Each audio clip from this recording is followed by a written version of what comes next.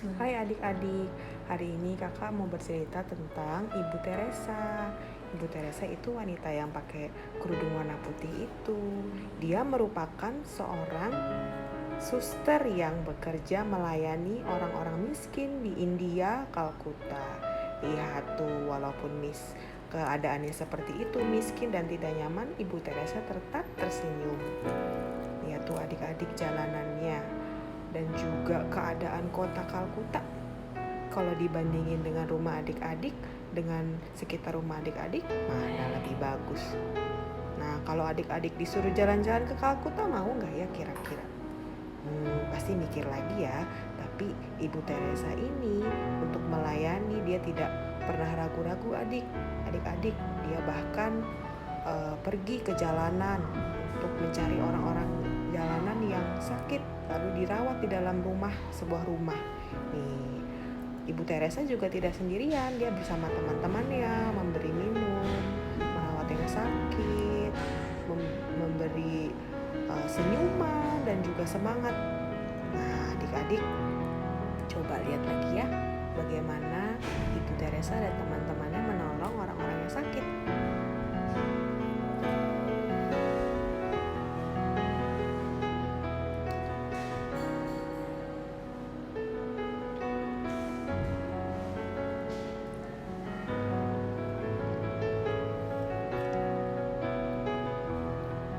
Ibu Teresa bisa kuat bersama teman-temannya karena mereka menganggap orang-orang yang sakit itu adalah saudara-saudara mereka juga.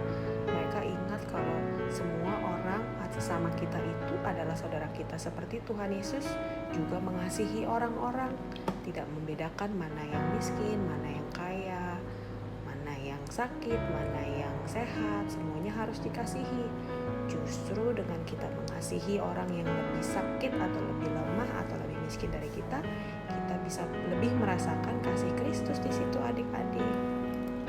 Bahkan Ibu Teresa juga kehidupan sehari-harinya juga seperti orang-orang miskin itu, mencucinya di tempat yang sama, mencuci baju tempat sama.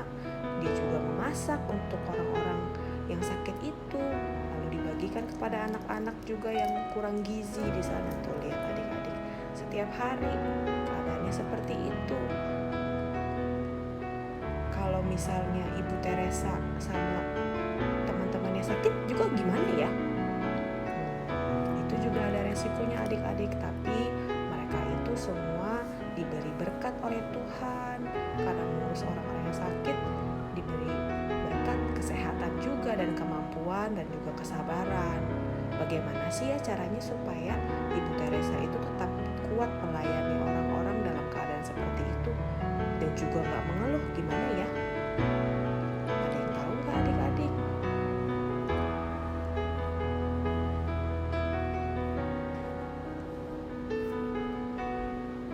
Nah, Ibu Teresa dan teman-temannya setiap hari berdoa minta kekuatan kepada Tuhan supaya mereka diberi kesabaran, kekuatan, dan kesehatan adik-adik. Mereka berdoa, baca Alkitab bersama, memuji nama Tuhan. Makanya mereka bisa memulai hari-hari mereka penuh dengan semangat melayani orang lain. Kadang-kadang hati mereka juga sedih melihat bayi yang kurang gizi atau terlalu kurus, tapi mereka tetap mau membantu mereka. Nah, adik-adik juga sebenarnya sudah melakukan loh kegiatan melayani. Kemarin kita sudah pergi ke panti asuhan. Adik-adik mau menghibur dengan menyanyi, juga ikut main games, tidak membeda-bedakan. Adik-adik mau ikut serta. Hebat, kakak-kakak bangga loh sama adik-adik dan juga papa mama yang sudah mendampingi.